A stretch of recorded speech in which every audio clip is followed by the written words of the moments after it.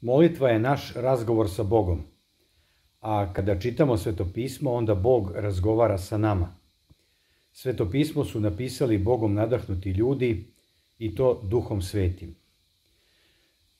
Čita se po pravilu Svetog Ave Justina Popovića na sledeći način. Svaki dan po jedna glava Svetog Evanđelja, zatim 2 glave poslanica.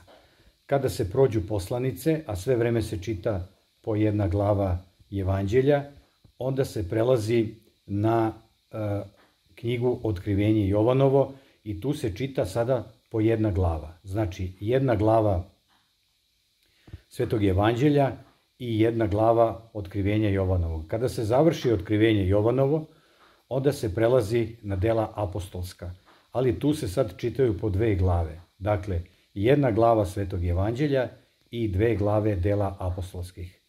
Kada se završe Evanđelja, onda ostaju do kraja da se iščita po 2 glave iz dela apostolskih i tako se završava Svetopismo. Čitajući tako, 4 puta godišnje se pročita celokupno Svetopismo Novog Zaveta.